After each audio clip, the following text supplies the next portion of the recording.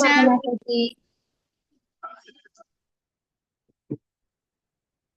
All right, let us begin. Om Jnanatirandasya Yananjana Shalaka Chakshurum Militanjena Tasmai Shri Gurave Namaha Shri Chaitanya Manobishtam Stapitam Yena Bhutale Swayam Rupa Kadamayam Didati Swapadantikam Vandeham Shri Guru Shri Yuta Padakamalam Shri Guru Vaishnavamscha Shri Rupam Sagraja excuse me Sagana Raganatam Vitam Sajivam Sadvaitam Savadutam Virijana Saitam Krishna Chaitanya Devam Shri Radha Krishna Padam Sagana Lalita Shri Vishakam Vitamscha Hey Krishna Karuna Sindhu Dinabandhu Jagatpate Gopesha Gopika Kanta Radha Kanta Namostute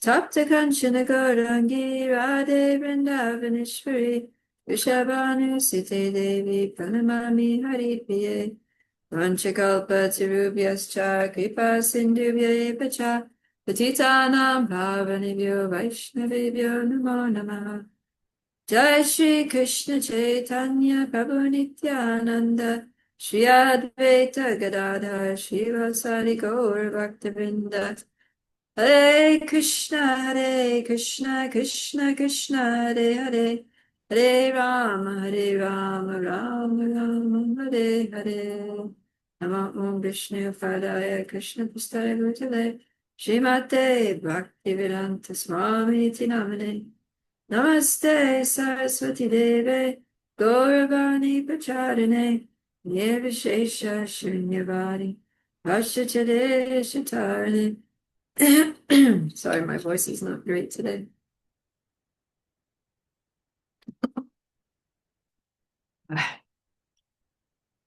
All right. So today we're starting our last chapter that we're going to do together, chapter 6. So let us begin. This chapter is called Dhyana Yoga, or Meditation Yoga. So this is where the meditation section of the Bhagavad Gita. Often when we're distributing books, at least in the West, we ask people, are you interested in yoga and meditation? So when they read the Bhagavad Gita, it's not exactly the kind of yoga and meditation that they're expecting, but chapter 6 is as close as it gets to what they're expecting. This is actually teaching us how to meditate and what are the results of meditation.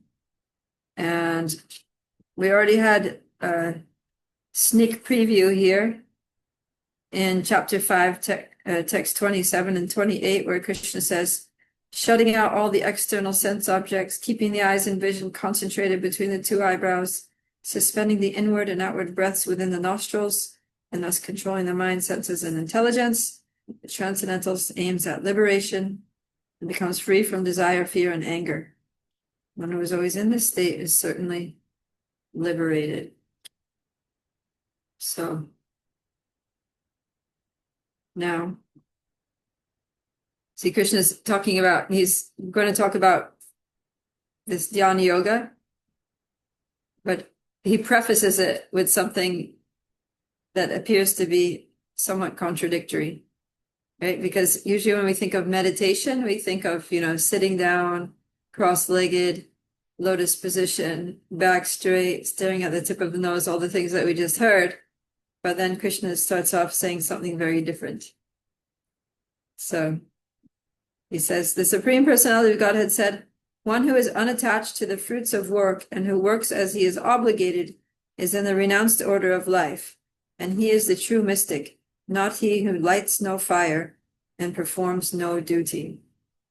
So he's saying this is the true yogi. The true yogi is not someone who just goes off and sits in a quiet, sacred space and focuses the mind between the two eyebrows and all that. The real yogi is one who works as he is obligated, but is not attached to the results of the work. Not he who lights no fire and performs no duty. So The yogi is not the one who stops all of his duties, gives up all of his responsibilities, goes to the forest, goes to the Himalayas to live in a cave.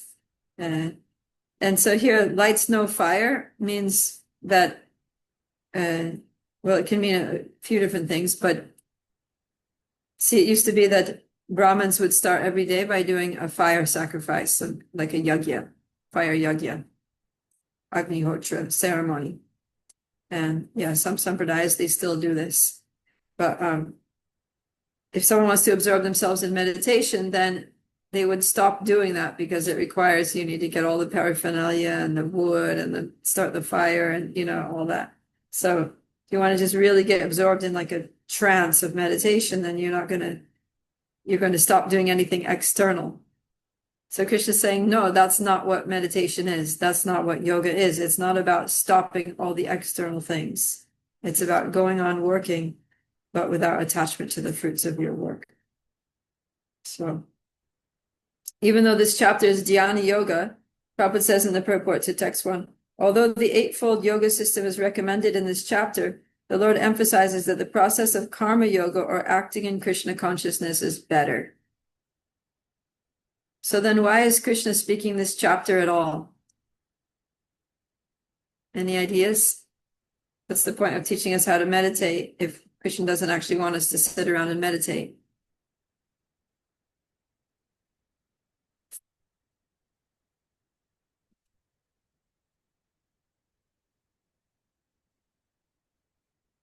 Hare Krishna Mataji. Mataji, maybe Hare Krishna. someone don't like to do bhakti and they find this way and this path as their everyone has choice and their own way to do worship.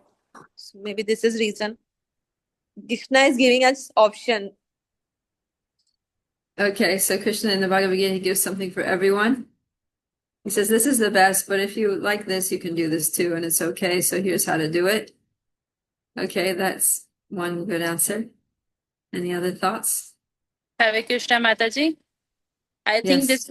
this is the hardest process. That's why, especially in the Kali Yuga, that's why Krishna says. It's difficult, so he's explaining how to be successful in this difficult process. Is that what you're saying? I didn't Yes. understand your point. Yeah, that's what you're saying. Okay, so if something's difficult, then we need to take some time to understand it. So Krishna's setting a whole chapter here. Okay, what else?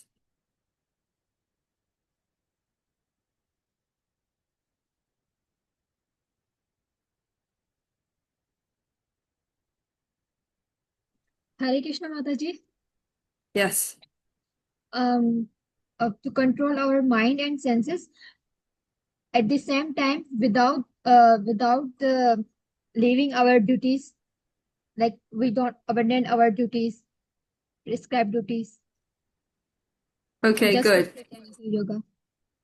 Yeah, so this dhyana yoga is all about controlling the mind, right? Fixing the mind in one place, keeping the mind steady. So, I'm gonna sneeze. So we need to do that no matter what we're doing, right? Even if while you're doing your duties, you still need to control the mind. And that's the whole thing here, is that Krishna wants Arjuna to fight, but he says, Mam anusmaram yudhya cha. Go on thinking of me, right? Anusmaram, continuously think of me and fight. So we have to do our duties while thinking of Krishna. We have to do everything that we do in Krishna consciousness as an offering to Krishna, right? And Krishna is going to say later, Yad karoshi, yadasnashi, yajjahosi dadasya, yat tapasyasi kontaya, tat kurusvaman arpana. Whatever you do, whatever you eat, whatever you offer, give away. Whatever austerities you perform, do that as an offering to me. So that requires some mental control.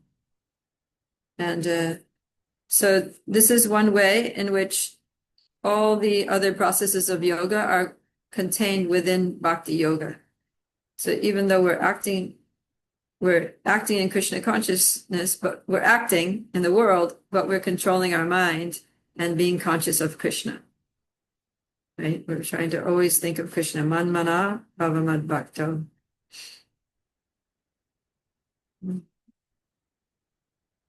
And that's the meaning of yoga, right? Yoga means to connect with Krishna. So how are we connecting with Krishna?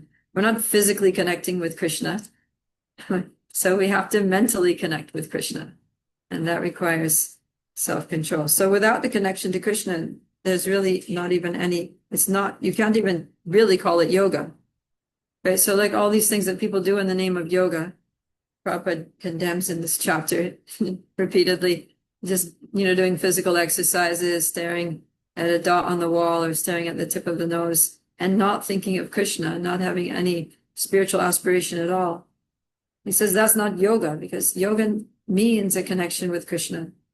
That's just a farce in the name of yoga.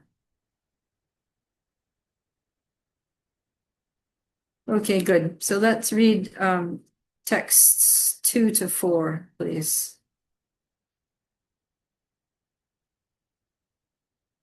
Go ahead, Poonam.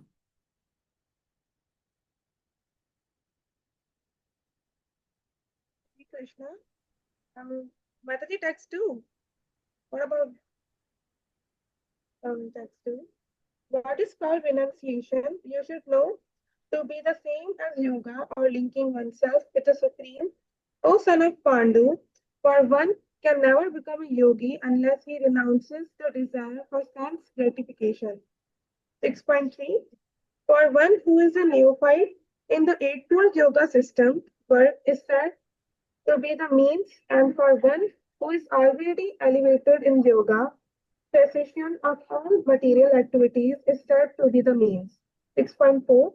A person is said to be elevated in yoga when, having renounced all material desires, he neither acts for self gratification nor engages in fruitive activities. Thank you. Okay. Hold on, I'm just looking up.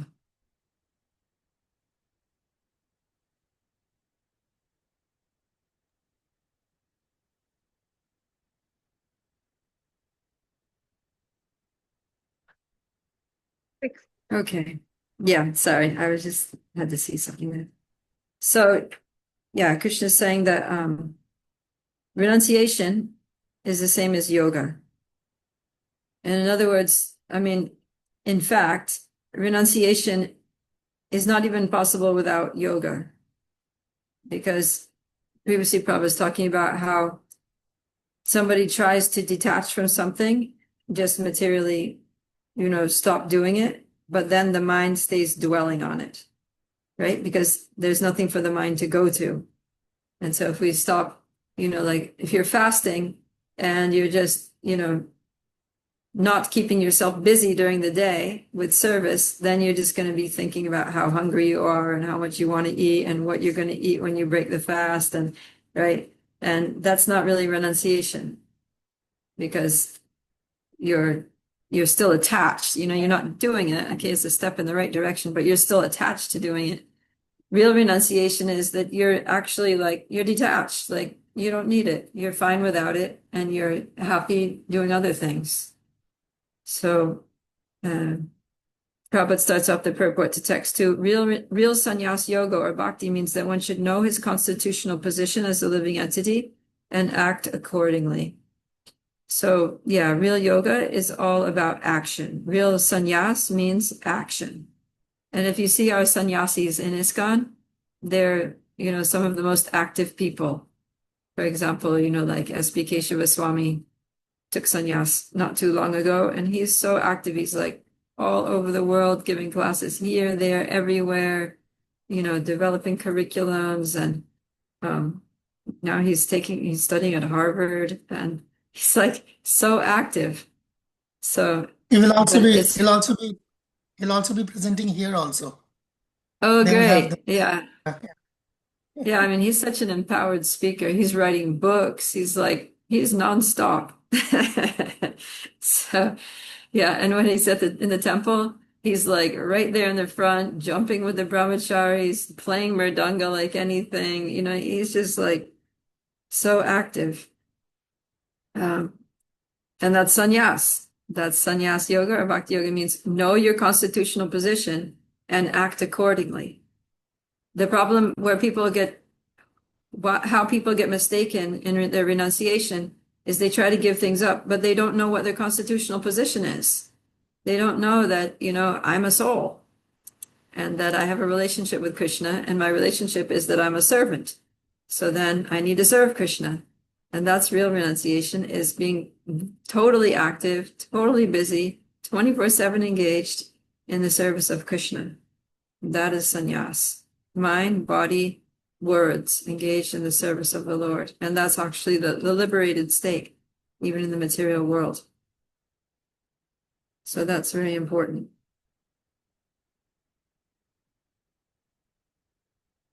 And then Prabhupada says here in the purport too that a Krishna conscious person is simultaneously a sannyasi and a yogi.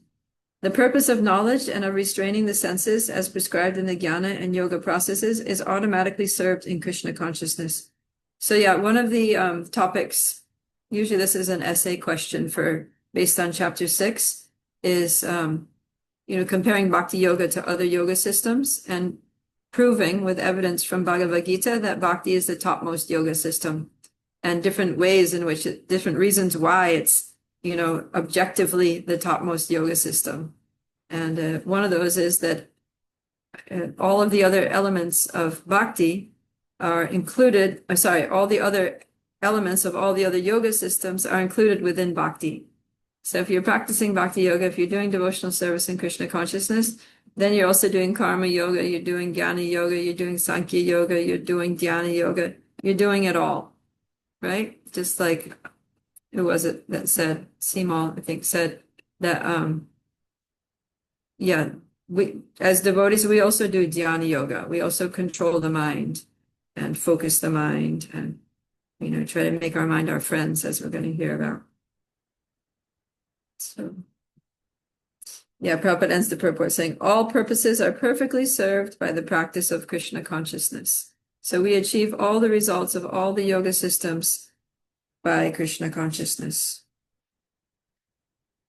And then in text 3 and 4 kind of go together, because he's talking about, Krishna is talking about different stages in this yoga system. So he's saying in the beginning, you need to work because the mind is crazy. The senses are extremely active. And so in the beginning, whether that's in the beginning of your practice or maybe in the early stage of life when we're young, it's very, very important to just stay busy. So what we were talking about, just keep all the senses engaged all the time in the service of the Lord in all ways. But then he says that when you achieve a state in which you're very advanced in yoga, in other words, that your mind goes automatically to Krishna, that's what it means to be elevated in yoga, is that you're steady. You've achieved the platform called nishta, steadiness. You don't have to force your mind to go to Krishna anymore. It just spontaneously goes to Krishna. You're spontaneously, naturally attracted to Krishna. And so in any situation, you're just going to think about Krishna. So then whether you work or don't work, it doesn't matter so much, because anyways, you're going to be Krishna conscious. Right? So then in text 4, it says, a person who is said to be elevated in yoga, when having renounced all material desires, he neither acts for sense gratification nor engages in fruitive activities. Right? So then he doesn't have this pull. When we're elevated in yoga, our senses aren't trying to pull us into sense gratification, and we're not acting for sense gratification. We're not meditating on what's in it for me. What am I going to get from this activity? How am I going to profit from this? Because the person is just over that. As Prabhupada says in the purport to text 4, when a person is fully engaged in the transcendental loving service of the Lord, he is pleased in himself, and thus he is no longer engaged in sense gratification or fruitive activities. But without Krishna consciousness, one must always be seeking self-centered or extended selfish activities. A Krishna conscious person, on the other hand, can do everything for the satisfaction of Krishna and thereby be perfectly detached from sense gratification. But one who has no such realization must mechanically try to escape material desires before being elevated to the top rung of the yoga ladder. So it's a gradual process, and there are different stages. And that's why in the beginning, when we first come to Krishna consciousness, it's important to just keep really busy, always engaged, doing active services, using the body, tiring ourselves out in Krishna service, right? Like usually brand new bhakta, we put to wash the pots, clean the floor, go out on book distribution, do things that are intensely, physically engaging, because otherwise you're going to be physically engaged intensely in sense gratification, because the period of youth is an intense time of life, right? When everything is just go, go, go, go, go. So we have to make ourselves go for Krishna, or else we're going to be going for Maya, going for sense gratification strongly and degrading ourselves and causing ourselves a lot of undue, unnecessary distress. So, but a person who's, been practicing for a long time, they've been practicing Krishna consciousness for, 40 years or something. Then it's like, okay, now you can sit back, and then it says cessation of all material activities is said to be the means. So then that's a natural time of life when it's time to, pull away from the external engagements. You don't have to keep yourself busy, busy, busy. I mean, you can, there's no harm in one sense, but nowadays, sometimes I see like older devotees who are Prabhupada disciples, and because they were trained, in their younger years to work, work, work, work, work, it's like they can't stop. And they feel like their value as a devotee is in what they do. And then they don't set aside the time to cultivate, to do more of an internal cultivation of bhakti, to just get absorbed in reading and, thinking of Krishna, hearing and absorbing and praying and, those kinds of internal processes that we really need to prepare us to go back to Godhead.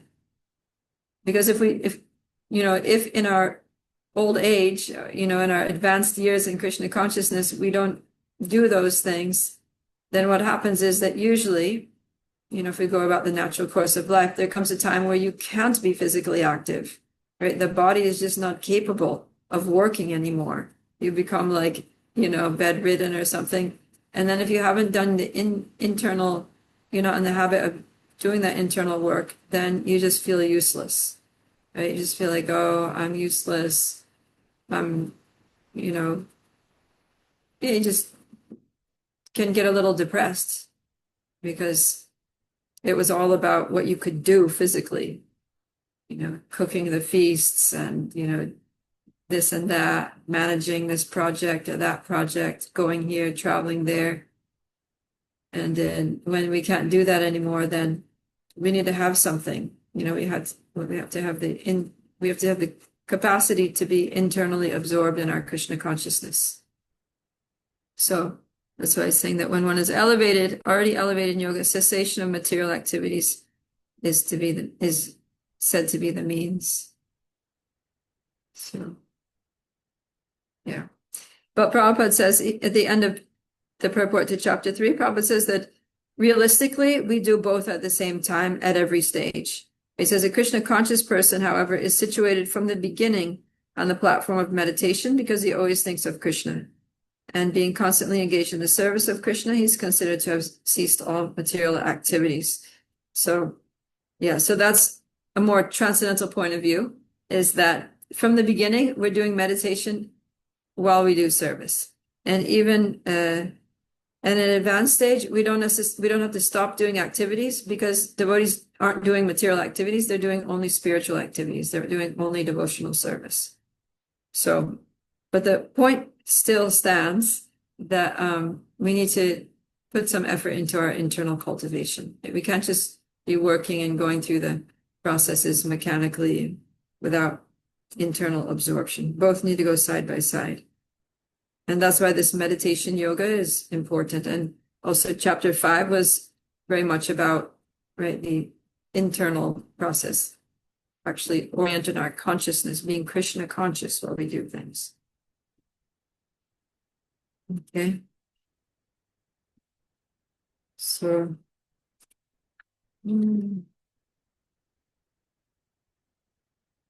text 4 in the Sanskrit, he says Sarva Sankalpa Sannyasi. The sarva means all. Sankalpa means your will. Like in this context, it means like your selfish will. And then sannyasi means giving up. So that's what we need to give up. We need to give up all selfish desires, all of our material sankalpas. And we need to instead take spiritual sankalpas.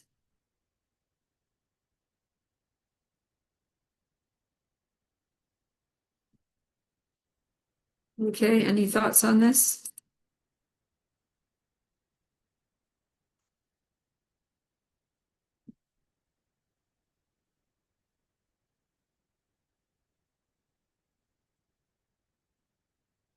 Maybe what you can do is, why don't you take 5 to 7 minutes or so, and in your notebooks, make a list of all the things, all of your daily responsibilities, right? All the things that you typically do in a day.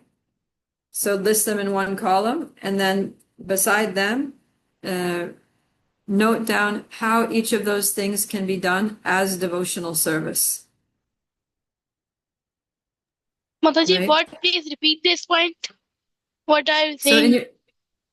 so in your notebook, make a list of all your daily responsibilities, all the things that you do during the day, all of your activities, and then write down how each one of those things can be done as devotional service. Because sometimes we think, my devotional service is chanting, my devotional service is going to the temple and making a garland, my devotional service is, offering arti to the deity or whatever. But you don't think of school as devotional service, you don't think of work as devotional service, you don't think of, like doing the laundry for your family devotional service, right? But try to see how everything can be devotional service and note that down.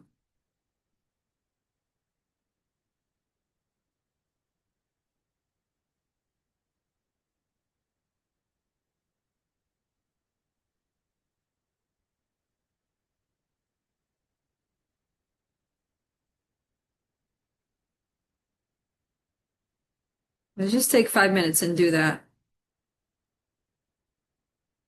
Hopefully you have a notebook there to write in.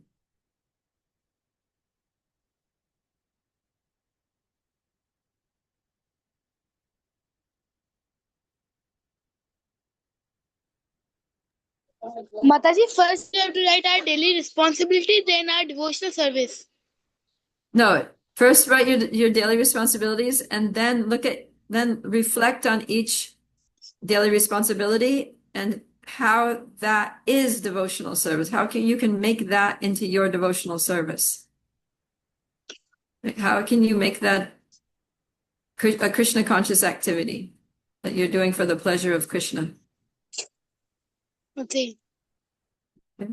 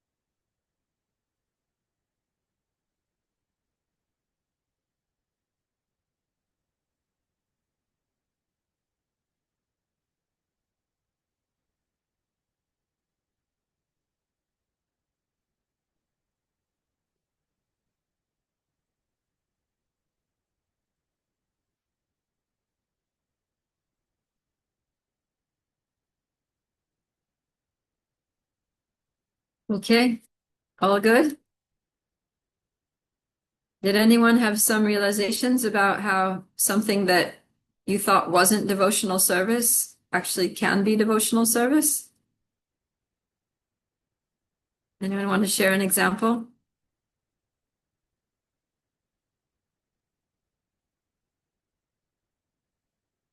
Kishori. Yes, Mataji.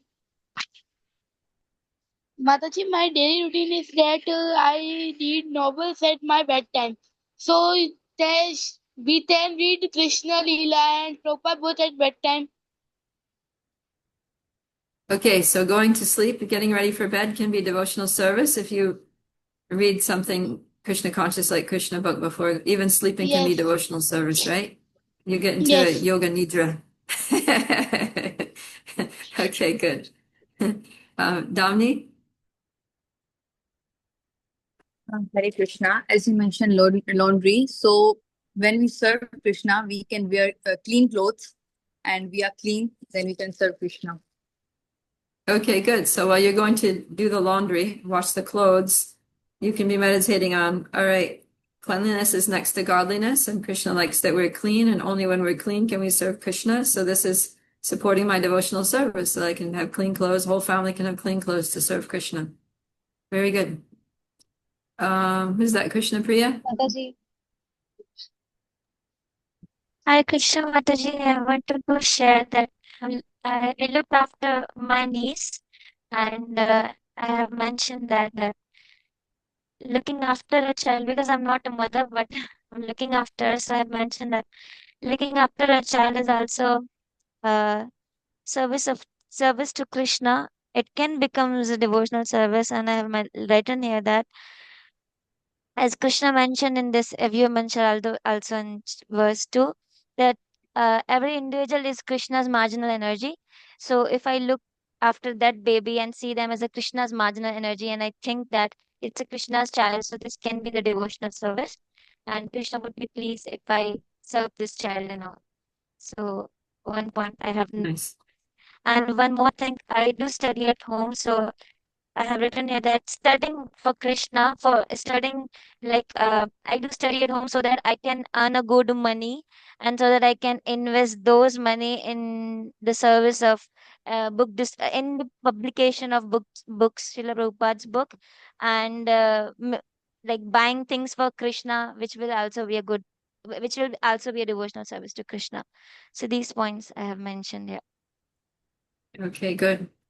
Yeah, and also whenever we're taking care of children, that's like one thing is that they're Krishna's little parts and parcels, but the other thing is that the ways that we serve them, right? You give them prasadam, that's prasadam distribution. Maybe tell them Krishna stories. So that's Krishna Katha. And you engage them in, some activities that are connected to Krishna as far as possible. That's you're basically being like a spiritual master, right? Engaging the soul in Krishna's service. Raki? Yes, Mataji, Hare Krishna. As I do stitching of my children's dresses and my own also. So that time I think that I should make some dresses of Krishna and by which Krishna becomes pleased and happy for me. And I'm thinking it that I will I'm not doing yet, but I have some thoughts of this that I will make some beautiful dresses and give them in Mandir, in ISKCON temple to sell them, and I will not take that money and I will give in the service of the Krishna. Oh, very nice. So then you can use your talent, your skill Yes. at sewing and stitching dresses and use that in Yes. Krishna's service. Good. Thank you. Sundar Kumar. Oh, we can't hear you. You're unmuted, but the voice is not coming. Check your microphone. Yeah, I can't hear you.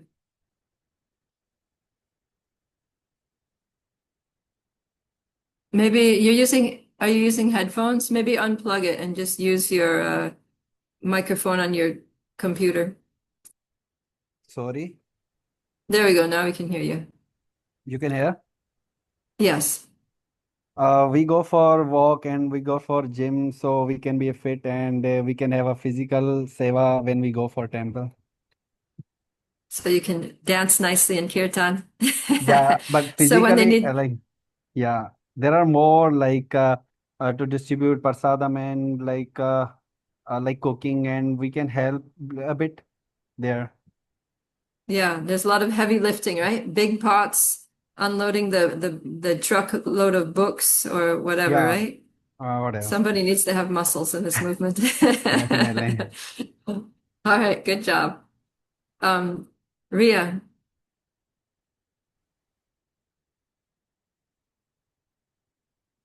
Ria, are Hare you there? Krishna.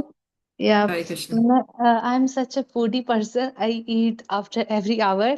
So whenever I eat, I can think that which I'm eating, this is a source of Krishna. Because of Krishna, I'm eating every hour.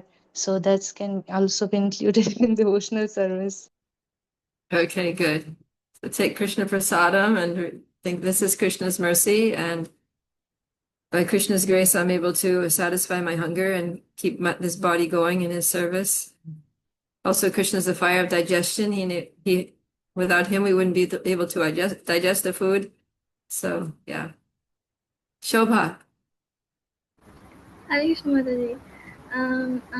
As I study in university, so I always take my fruits and my lunch as roti, including fruits. Always I take with myself. So when I eat, I always distribute it because it's prasad. As you said that prasad distribution. This is also devotional service where I do this. Do there Okay, good. where I done that. That's great. Yeah. Thank you. Hari Priya Radha Devi Dasi. Hare Krishna Mataji. Mataji, as I am studying in medical university, so as a doctor, I would not just treat the physical alignment of my patients. Along with physical, I will help them. I'll do preach. I'll try my best to preach them to get rid from this Janam Mrityu Jara Vyadi. Nice. Yeah. To whatever extent is possible, try to give them some Krishna consciousness. Very good. Thank you. Daya. Hare Krishna, am I audible? Yes. Okay. Mataji, I am also studying. So basically, I study my self-study. I think I'm studying to get more and more intelligence through that study and apply that in my Krishna conscious journey. And along with the study, I used to give home tuitions. And in my home tuitions, fortunately, I have all the I am living in a Muslim country. I have Muslim students also, and as well as the Hindu. So majority is like I am having 10% Muslim and 90% non-Muslims, right? So in my tuition, I used to, whenever I am giving explanation of anything, I used to connect that thing with Krishna so that they might know more and more about Krishna, that these all the things like, for suppose I am teaching them like natural resources and man-made resources, then I'm like man-made resources are also dependent on Krishna's resources. So these I try to preach them through their study topics. And another thing I Okay. used to do is that I it's not like I was wondering and I was worried that I am very much like I want to do Tulasi Aarti, na? So that's why I used to I'm not getting time to do that. I don't do Gaur Aarti and that Mangla Aarti because of my busy schedule, but really want to do that. So I just thought that Tulsi Aarti is the best to initiate these things also. So with my tuition students daily in tuition hours, we take out 10 to 15 minutes and we do Tulsi Aarti together. So that is also devotional service being done with my tuition students by mercy of Srila Prabhupada. Okay, very nice. Very sweet. Thank you. We'll do a few more. Rani? Hare Krishna Mataji, Tanur Pranam. Now we are taking Bhakti Shastri classes.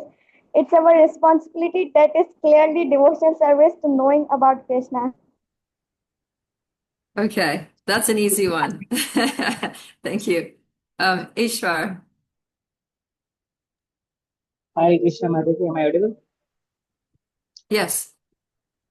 Mataji, I just written my daily routine and observe that I use my phone too much. I can use my phone for my future advancement, like to for Shavanam, to read something, to write something, and to learn something for my future advancement. This my phone is very Okay. restful. Good Yukta Vairagya. And the last one, Nimerta. Hare Krishna Mataji, Dandavat Pranam. Mataji, I have 2 points basically. The number one is I'm working in a hospital right now. And for that, how can I put that in a devotional service is that I'll earn more so that I can serve Krishna more in a better way. And second point is I'm doing this Bhakti Shastri course so that I can increase my devotional service with that, and I can preach more and tell others more about it, about that Krishna consciousness. Yeah. Great. All right. Thank you very much. So yeah, this is something that like an ongoing meditation, whatever we're doing, whether it's your regular responsibilities, whether it's some random thing that comes up that you have to do, just try to do it in Krishna consciousness. Just try to somehow or other connect it to Krishna. And that is yoga, that's meditation, because the thought process that goes into how can I make this Krishna conscious? How can I do this for Krishna directly or indirectly? That's a bhakti meditation. Okay, so let's go on. Let's read 5 and 6. So now we're going to get into the mind, right? Because all these material desires that we're supposed to be giving up, they all come from the mind. So now Krishna is going to begin his teachings on meditation by explaining the role of the mind here. Would you like to read, Shobha? Yes, Mataji. Am I audible? Yes. Text number 5. One must lever himself with the help of his mind and not degrade himself. The mind is the friend of the conditioned soul and his enemy as well. Text number 6. For him who has conquered the mind is the best of friends. But for one who has failed to do so, his mind will remain the greatest enemy. Thank you, Mataji. Okay. Yeah. So we all struggle with our minds, right? In the beginning of Krishna consciousness, usually the mind is not very friendly because the problem is that we've been in the material world for so many lifetimes, and over those lifetimes we've trained our minds to chase after sense enjoyment. So see, the mind is not like a living entity unto itself, right? Sometimes we say, oh, my mind is like almost like another person talking to us, right? But the mind is actually just an element. It's just a material element, right? Krishna says that there are earth, water, fire, air, and ether are the 5 gross elements, and then mind, intelligence, and false ego are the 3 subtle material elements. But they're just elements. They're just literally material things. So how can an inanimate material thing influence us? So the reason that it does is because we've molded it that way, right? We've set it that way. It's just like if you build a house and you make a door that's very short, then, every time you have to go into the house, you have to duck down to enter the house. So then, maybe your back is hurting and then you're like, oh, this stupid door, this door is such a problem, right? Like you start blaming the door. But who made the door like that? It was you. So in the same way, our minds give us so much trouble and they seem to be, working against us. But who made the mind that way was us, because just like the doorway, it's a material thing. It's just wood and, whatever materials. And so the mind is also just a material. And we've made it in such a way that it doesn't serve us well, right? It causes us problems. So we need to remold it, right? We need to retrain the mind or recalibrate the mind to, instead of accepting what's favorable for sense gratification and rejecting what's unfavorable for our sense gratification, we need to train it to accept what's favorable for our Krishna consciousness and reject what's unfavorable for our Krishna consciousness. because that's the functions of the mind. The function of the mind is accepting, rejecting. I like this, I don't like that. I want this, I don't want that. This is good, this is bad. That's the mind. So thinking, feeling, and willing, right? I think about something, I feel good about it, I do it. I think about something, I feel bad about it, I don't want to do it. But that's the mind. Yeah, so we just need to train it. And when the mind is trained to think about Krishna and it's trained to feel the pleasure of serving Krishna and to desire to go deeper into our eternal relationship with Krishna, then the mind is our friend.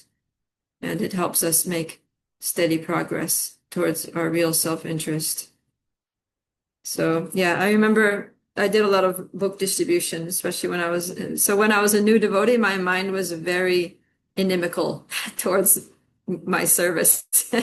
So whenever I would go out in book distribution, my mind would be screaming like, what are you doing out here? This is crazy. Standing out here in the cold or in the rain and trying to talk to these people. People don't want the books. Just leave them alone. Can't you see you're just disturbing them? And, you're not happy either. And,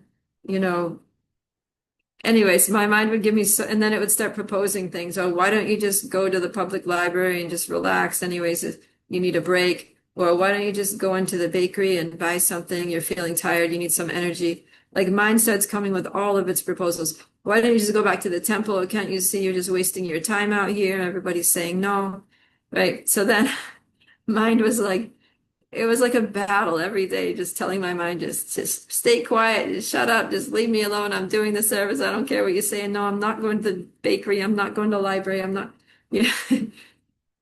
just go to the park and sit on a bench and chant your japa. Anyways, so it was a battle. And sometimes I didn't win the battle. Sometimes I would go back to the temple. Sometimes I would go to the park and sit under a tree and chant japa. Sometimes I would go into the bakery and, buy something. So yeah, try to offer that thing to Krishna. Anyways, in the beginning, it's like that. But after some time, maybe after like 10, 15 years of doing book distribution, I realized that my mind was like, stop wasting time, get out on Sankirtan. People are out there, the street's full of people, they're just looking for these books. And then one time I was on book distribution and it was raining. So I had to get I had a clipboard with some information on it that I would show people. So the paper was getting wet. And so I went into the W.H. Smith to try to get a transparency sheet and to protect my paper from getting wet and soggy. So I went in there and then they sell stationery, they also sell books. So I had to walk past the books to get to the stationery. And then one book caught my eye and the title of the book was The Way to Know God. And so I was like, okay, let's see what this person has to say about how to know God. So I opened up and start reading it. It was all a bunch of impersonal nonsense. And I kept reading thinking, well, is he going to get to God? Where I don't even see anything about God here. This is all just like impersonalism. And then I was reading and reading. Then at one point, my mind was just like, what are you doing? Why are you looking at this stupid, Mayavadi book? Just get out of here. Get back on the street. You got your thing that you needed. Just go pay for it and get back out on book distribution. So mine was like helping me, right? And then when I observed that, activity of my mind, I was like, oh, wow, this is very different, my dear mind. You've changed. You've changed over the years. You used to be my enemy. You were the one that used to be like, get off the street and just go into the bookstore and see if you can find something interesting to read. And now you're like, get out of here and get back out on the street. So yeah, mine became, after a while, it's just a question of recalibrating. We have to recalibrate the machine to operate the way we want it to operate. And with the mind, it takes some time. It takes some years. Well, it'll take, the more intense we are about our desire to be devotees, the quicker that transformation takes place. So it takes some time, but also it requires some intensity and determination and persistence, consistency, consistent effort, right? And then finally the mind's like, okay, I get it. We're not just chasing after sense and gratification anymore. We're actually trying to please Krishna. And the mind also feels that actually, this does make me happy. I'm a lot happier trying to please Krishna than I am, just trying to gratify all my senses. So that's a victory. When we come to that stage, then Krishna consciousness becomes a lot easier. Then we can actually be steady, right? That's the beginning of the Nishta platform. When we're not just on a roller coaster of anarthas, we're actually like, okay, I'm a servant of Krishna and I'm going to serve Krishna. And I'm going to accept whatever is favorable for my service because that's who I am. That's what I do. And so I'm going to, reject whatever is unfavorable. I'm going to kick out all the obstacles. So this is yoga. This is the practical processes of controlling the mind. Okay. So here, this is basically the process of Ashtanga yoga, right? In a couple of purports, Prabhupada talks about these 8 processes: yama, niyama, asana, pranayama, pratyahara, dharana, dhyana, and samadhi.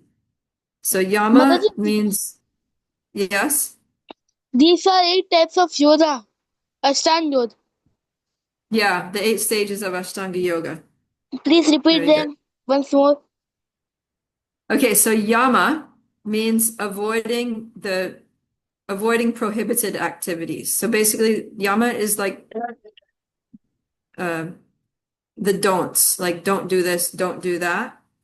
So in Bhakti Yoga, we also have our yamas, right? Which is don't eat meat, don't have illicit sex, don't gamble, and don't take intoxication. So we do yama, right? Don't associate with non-devotees, don't, go to movie theaters, right? Like these kinds of things. Also don't steal, don't lie. Then there's niyama, which is the positive thing. So following the prescribed processes. So for us, the main thing is, our main niyama is chanting 16 rounds of japa every day.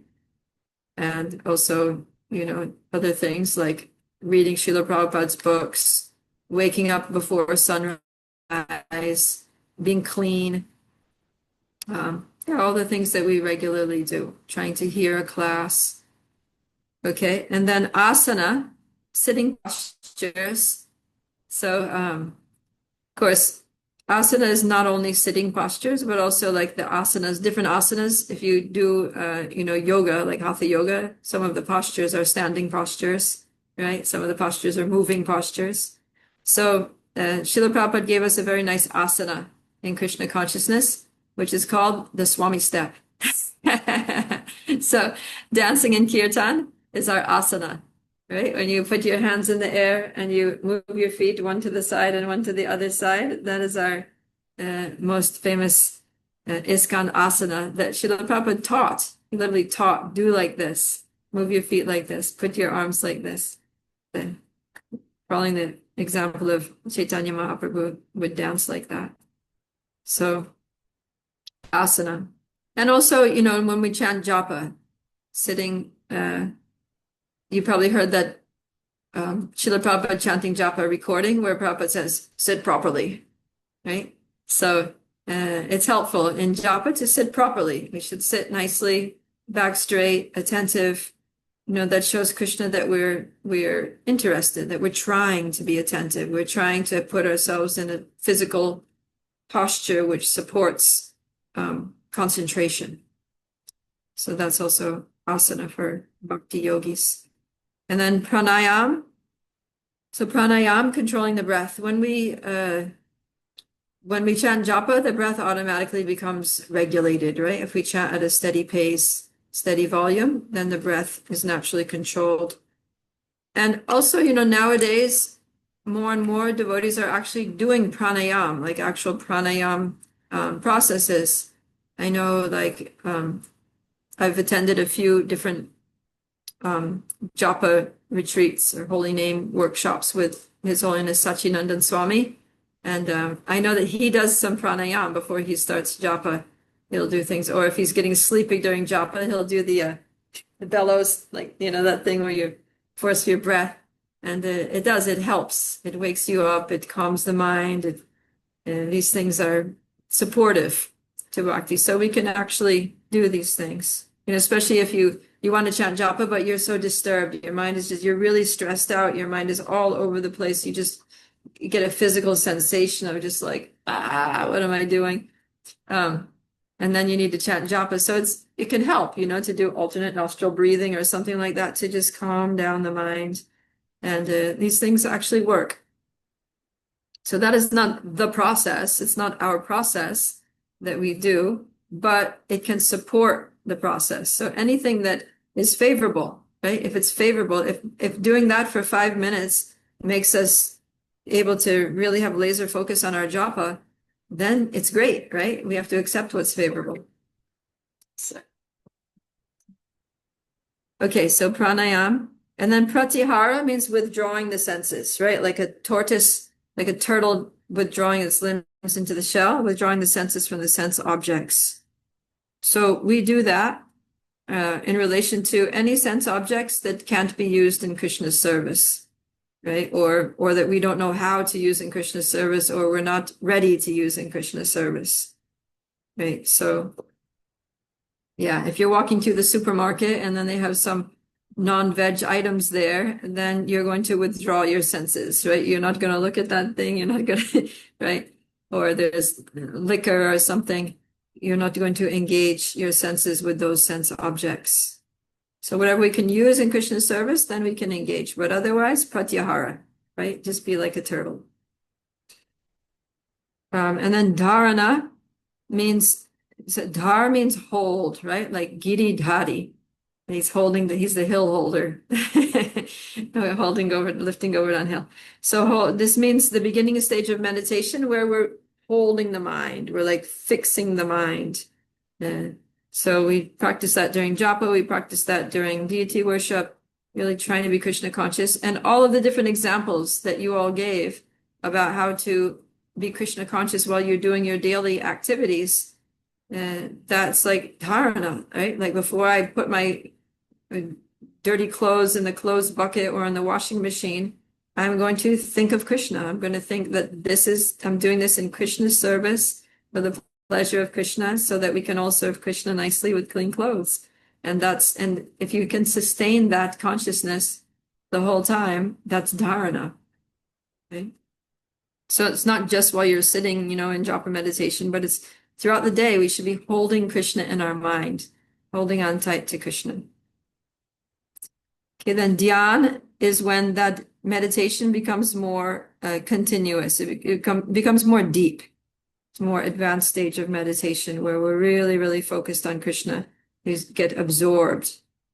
So while you're putting the clothes in the washing machine, right, you're thinking, oh, I'm doing this in Krishna's service. But then you're thinking, oh yeah, Krishna. And then you just start thinking of Krishna, and you get a mental image of Krishna and his beautiful threefold bending form, holding a flute, peacock feather, curly hair, eyes like lotus petals. And then you kind of just get lost in thought of Krishna there for a minute, and how beautiful he is and how attractive he is and all of his qualities. And so then dhyan means that deeper, more focused meditation on Krishna. And then samadhi is when you get completely absorbed.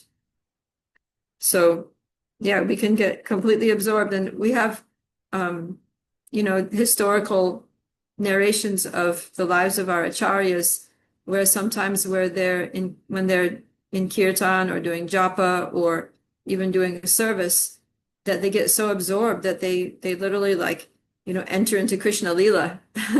They kind of enter into Radha and Krishna's pastimes, and they're taking part in those pastimes, or they're at least observing, seeing them in their mind's eye while they're chanting or whatever they're doing. So this is a very, very advanced state. So we have all of these limbs of Ashtanga yoga within Bhakti Yoga. Nothing is missing. Kishori? Yes, Mataji. Mataji, in this verse, in which verse the Ashtanga Yoga is given? In which verse? In which verse? Well, I know it's given at the end of chapter 5. End of chapter 5. Yeah. Text 2728 in the purport, it's there, where Prabhupada lists all those eight limbs of Ashtanga Yoga. And then it also comes up in one of the purports in chapter 6. Yeah. Which one in chapter 6? 5.27. 5.27. Okay, thank you. There you go. All right. And Mataji, I have Okay. one more question. Yes, go ahead. Let Mataji in chapter 6 of verses for him who has conferred the mind. So Mataji, how we convert the mind? How can we? How do we control the mind? Yes. And By how thinking of we make our mind our friend. Yeah. So we control the mind by always thinking of Krishna and serving Krishna.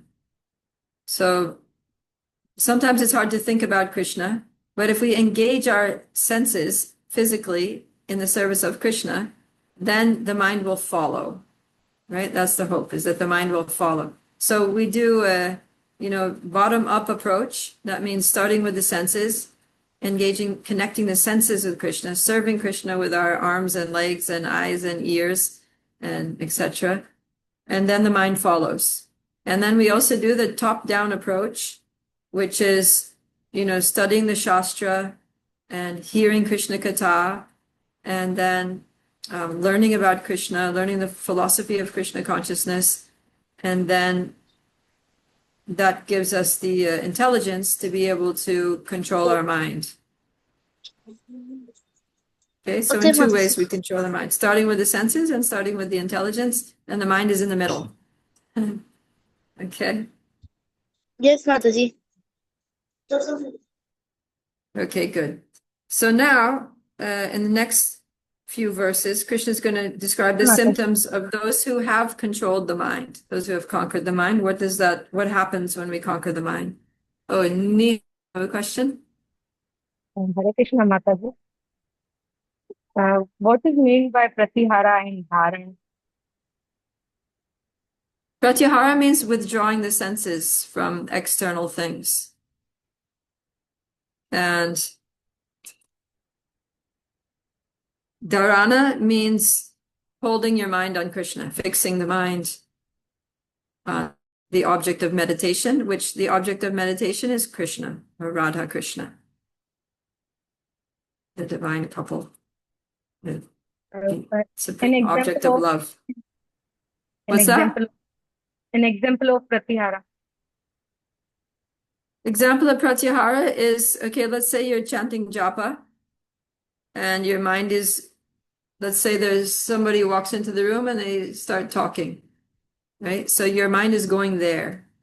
That's a sense object, right? Your eyes, your ears, our sense of hearing is being engaged in something other than the holy name. So you have to pull it back, right? You have to pull your ears back to the sound vibration of the Maha Mantra. So that's pulling it in, right? Or you're looking at the deities in the temple, and then somebody walks in, some very beautiful person walks in, and then you're looking at them. Oh, beautiful, so attractive. Look how clothes or the whatever jewelry catches your eye or something. So then, anyways, it's not helping you. Maybe it's just making you feel jealous or something. So, you just pull the mind away and focus on the deities. Look at Krishna, look at his jewelry, look at his beautiful clothes. Right? So we have to sometimes pull the mind away from the objects of the senses. Pull the senses away from the objects of the senses. And then dharana means to just keep it there, right? Because often during japa, we'll pull the mind back and immediately it goes. Pull it back, immediately it goes. Pull it back, immediately it goes. So dharana means pull it back and keep it there, right? Keep it fixed there, at least for, 10, 15 minutes. Don't let it wander. Yeah. Right, someone's saying we can close our eyes. Yeah, so if you're distracted by movements, or things that you can see, just close your eyes. That's a way of pratyahara, right? Just don't fall asleep. Sometimes they close their eyes during japa. So, okay. All right. So now Krishna's going to, what happens when we control the mind? So if someone please read 7 to 9, 7, 8, and 9. Doshna.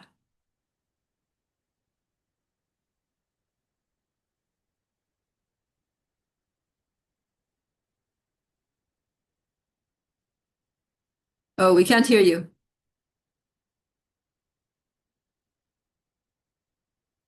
You're not muted, but somehow you're not audible either.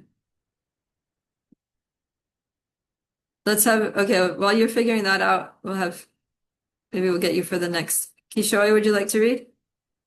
Yes, Mataji. Go ahead. Verse 7, chapter 6, verse 7. For one who has controlled the mind, the super soul is already reached, for he has attained tranquility. To such a man, happiness and distress, heat and cold, honor and dishonor are all the same. Verse 8, verse 8. A person is said to be established in self-realization and is called a yodi or mystic. When he is fully satisfied by virtue of acquired knowledge and realization, such a person is situated in transcendence and is self-control.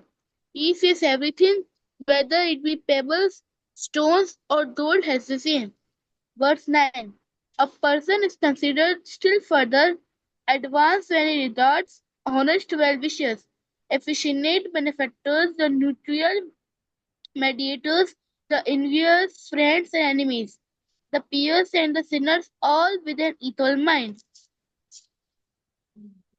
Right, thank you. Yeah, so 3 amazing results from controlling the mind. And the first one is that you actually reach the super soul. You come into contact with the super soul. So at the end of the purport of text 6, Prabhupada says that as long as one's mind remains an unconquered enemy, one has to serve the dictations of lust, anger, avarice, illusion, etc. But when the mind is conquered, one voluntarily agrees to abide by the dictation of the personality of Godhead, who is situated within the heart of everyone as Paramatma. So, yeah, materialistic mind is always dragging us to, fulfill our material desires, lust, anger, greed, and it's yelling at us, it's very loud. So what we're trying to do is calm the mind down, right? Bring down the volume, at least make it stop yelling and at least, just have it talk. Because let's say you're in a room and, people are yelling. A lot of people are yelling at each other in that room. There's some argument going on. And then somebody comes in and they're trying to talk to you, but they're speaking, like in a gentle, normal voice. You can't hear them because there's so much yelling going on. So that's what it's like. The super soul is trying to talk to us. The super soul is very calm, peaceful, gentle, and he's trying to direct us in our lives, for our ultimate self-benefit. But the mind is yelling so much, we can't hear the voice of the super soul. We can't hear the Paramatma. So when we practice these processes of yoga, right, bhakti yoga, then gradually the mind stops yelling. It stops yelling and maybe it just starts talking more softly. And then gradually, it actually just quiets. It becomes quiet.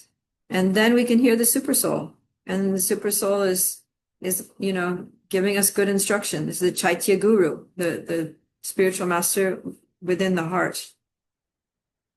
So, yeah, to text 7, Prabhupada says, the mind must admit some superior dictation and follow it. The effect of controlling the mind is that one automatically follows the dictation of the Paramatma or super soul. Because this transcendental position is at once achieved by one who is in Krishna consciousness, the devotee of the Lord is not affected by dualities.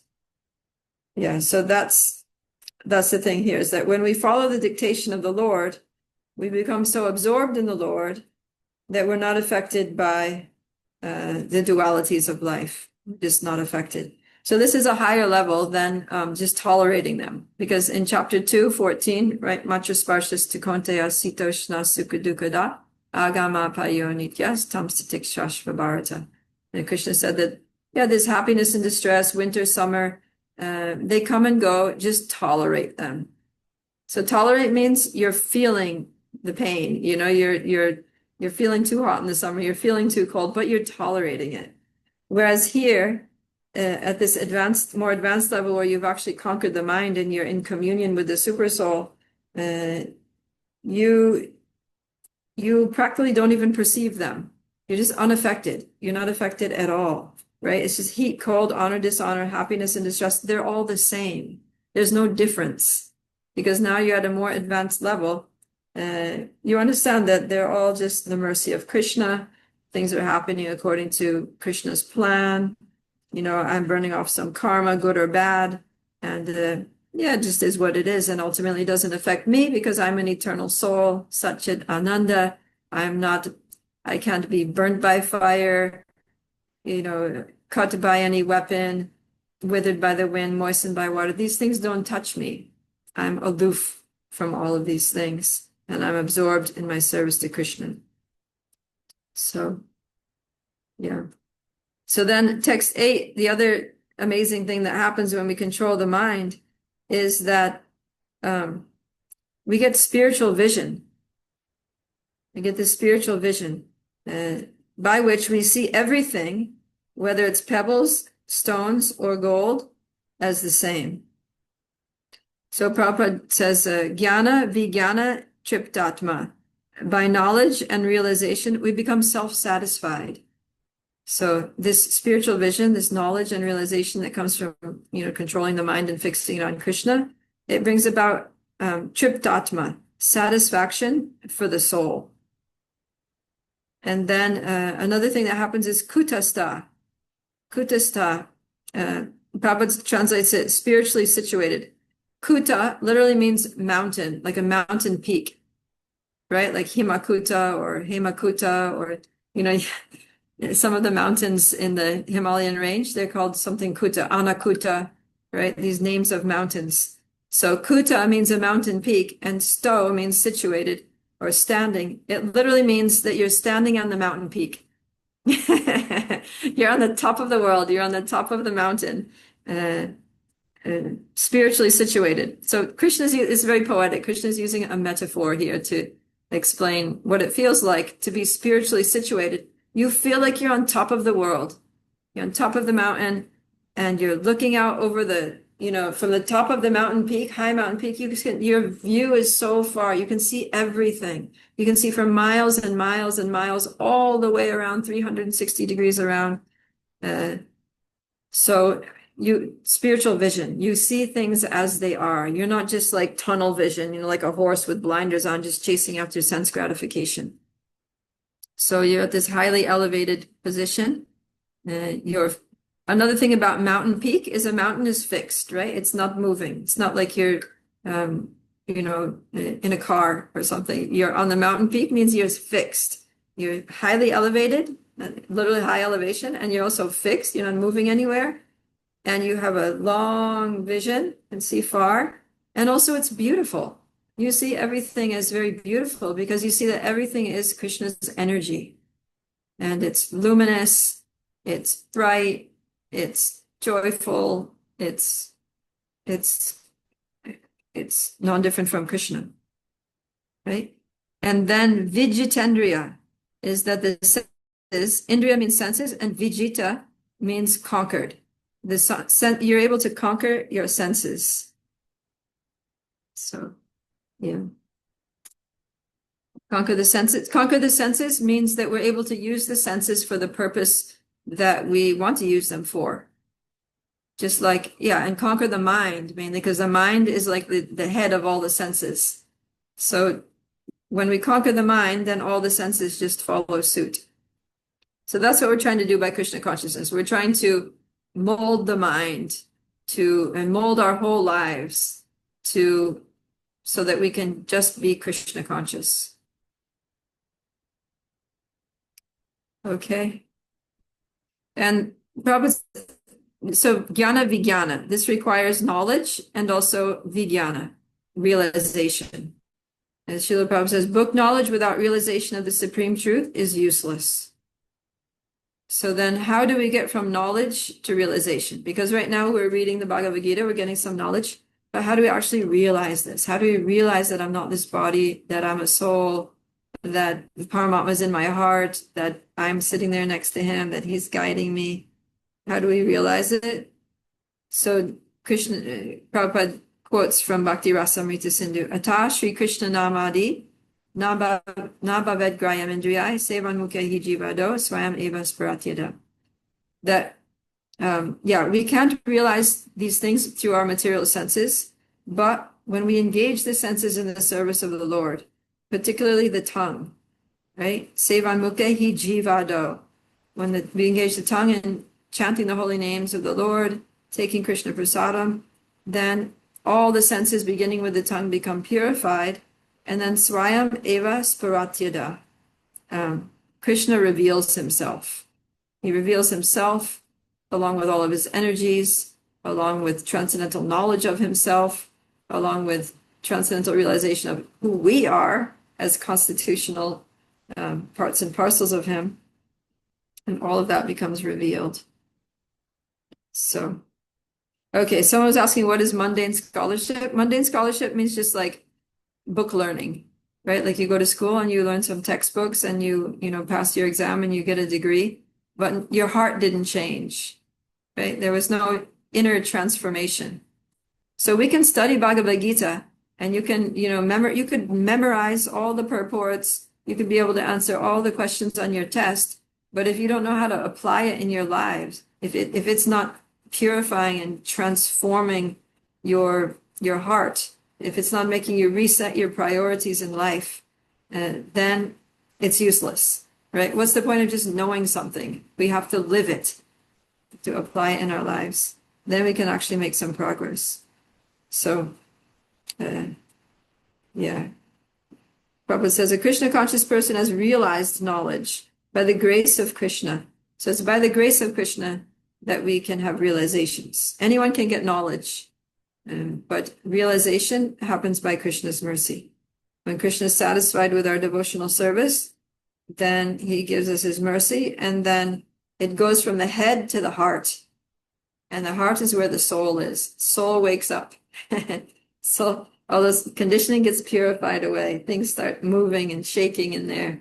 And we start having a lot of deep, deep realizations. See, Prabhupada says, by transcendental knowledge, one can remain steady in his convictions, but by mere academic knowledge, one can be easily deluded and confused by apparent contradictions. Yeah, so sometimes we read something in the scriptures and it seems contradictory, and then we get so mental about it. Oh, Prabhupada says this here, he says that here, what to do? This doesn't make sense. I can't understand this. I don't know if I even believe this. I'm really bewildered. I don't think I can practice my Krishna consciousness anymore because this is disturbing me so much. Like if you're just in your head, then that's what happens. But if you have a deep, heartfelt understanding of Krishna consciousness, then even if you come across some contradiction, you're like, okay, this is confusing, but I have total faith in Srila Prabhupada, in our acharyas, in Krishna, and, I'm going to keep doing my service and pray for some realization to come. And when Krishna is pleased with my service, then I'm going to understand all these apparent contradictions and how they all come together and harmonize in Krishna's inconceivability, right? Krishna is so wonderful that he can accommodate all of these things. Okay.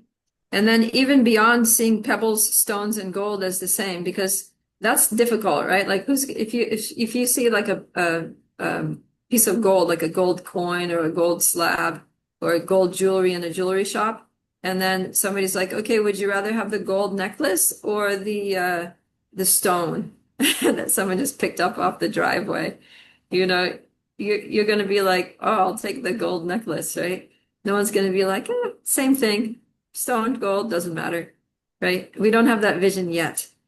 But even that is a lot easier than what he says in the next verse, is regarding honest well-wishers, affectionate benefactors, mediators, the envious, friends and enemies, the pious and the sinners with an equal mind. That's difficult, right? We can understand, okay, well, what's the value of gold? It's just a chunk of metal, and money doesn't buy happiness anyway. So, one material element or the other, who cares? But then when it comes to people who are our friends, who, help us, who make us happy, who encourage us, and then people who are enemies, who are always just trying to harm us or, insult us or cause trouble for us, it's hard to see those as the same, right? Because that's a more subtle influence, and subtle things tend to run a lot deeper. So, yeah, and this is very relevant to Arjuna because he's in the middle of the battle of Kurukshetra with his friends on one side and his enemies on the other side. And people are going to die on both sides. In fact, almost everybody on that battlefield is going to die in the Kurukshetra war. So this Samabuddhi is very relevant to Arjuna. It's like, don't consider these people your enemies and don't consider these your friends. Just see everyone as eternal spiritual beings and understand that I have a plan for each and every one of them, and I just want you to be part of my plan. And if we view it like that in our lives, then we can be a lot more peaceful and we can have a lot better relationships. Instead of thinking this person is my enemy, this person is my friend, just be like they're all souls. And, Krishna is inspiring everyone in his own way for his own reasons. I can't understand why. I don't know what Krishna's reasons are, but I'm Krishna's servant anyway, and I don't have to understand. A servant doesn't have to understand the mind of the master. Servant just needs to follow the instructions of the master. So, yeah, we just humbly serve Krishna and trust that he knows best, even if we don't understand it.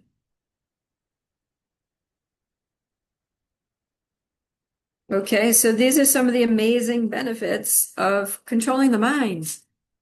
In case you didn't have a sufficient incentive to control your mind, Krishna's saying that, yeah, you can be in the presence of the Supersoul, you can hear the voice of the Supersoul, you can have perfect guidance in your life. You're going to feel like standing on the mountain on top of the world. You're going to see everything as Krishna's energies, everything as Krishna's mercy, everything fully under Krishna's control. You're going to be satisfied. You're going to be realized. You're going to know who you are. Everything's going to be clear. It's going to be amazing. Just get that mind under control. Naina. Hare Krishna Mataji, I have a query. In 6.8 verse, in the last three lines, it is written that for him, mundane scholarship and mental speculation, which may be as good as gold to others, are of no greater value than pebbles or stones. Here, in mental speculation, means that those who are scholars that have knowledge are gold to others, but they are not as valid. Am I right? Yeah, mental speculation means you're trying to understand God by just thinking about him, right? Thinking that you can figure him out by your own mental power, right? So that's what the Gyanis do. They study the scriptures and they just try to figure it out, right? And what they end up coming to, generally the result of mental speculation is impersonalism.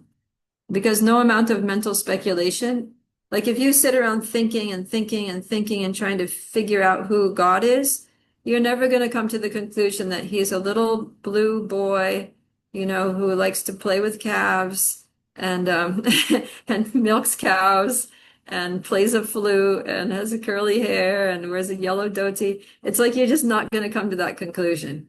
You might come to the conclusion that, okay, I'm an eternal being. I have always existed and I'm going to exist eternally in the future. And we're all eternal beings and we're all one. You might come to that, but you're not really going to go beyond that because Krishna doesn't reveal himself through mental speculation.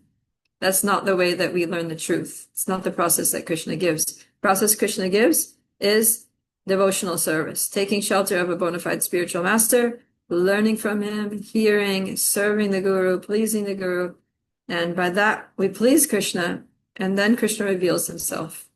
And then we can understand who he is. And some people, like especially like, let's say people that grew up in India or in Hindu culture, it's like you've seen pictures of Krishna, right? You've seen pictures, you've seen whatever, you've seen deities of Krishna, Lord Ramachandra, but still it's like seeing but not seeing. You see, but you're like, oh, Krishna's just a statue. Or even you hear his pastimes, you hear some stories of Krishna, but you don't understand that he's God, that he's the original supreme personality of God. And you just think, oh, he's like a playboy, he's just some immoral, like empowered person who just, enjoys himself with other people's wives. And, people have all different misconceptions about Krishna because they don't follow the proper process for understanding Krishna. They don't do devotional service. They don't please the devotees. They don't please Krishna. So Krishna doesn't reveal himself. And so they think he's just an ordinary person. Maybe he has some special powers. Maybe he's some demigod or whatever, right? But they don't understand who he actually is. For that, we have to please him. Hitika?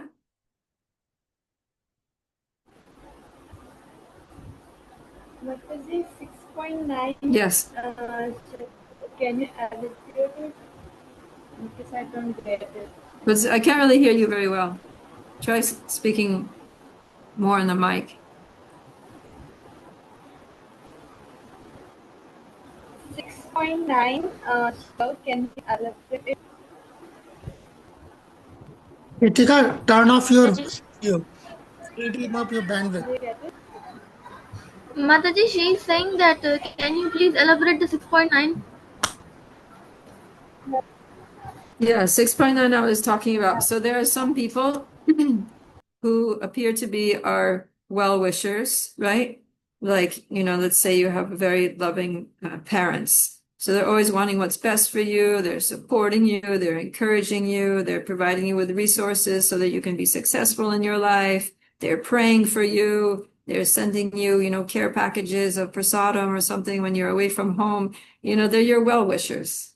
And then you have other people who are envious of you, right? They just want to put you down, stomp you down. They become unhappy when you become successful. They try to, speak against you so that you can't be successful and like that. So Krishna is saying that when we actually control the mind and realize our spiritual identity and we're in touch with the super soul, then we see all these people as with an equal mind. We don't think, oh, I like these people. I like my parents who are well-wishers, and I don't like these people. I love these people and I hate these people. Like that's not spiritual realization. So that's what he's saying here. When you come to this stage, you're not going to love or hate anyone. You're going to be samo sarveshu bhuteshu, see everyone with an equal mind. Everyone is just souls. Everyone is just living out their karma, and everyone's ultimately devotees of Krishna, and everything is happening by the will of Krishna. So who am I to say, right? I'm not going to judge anybody.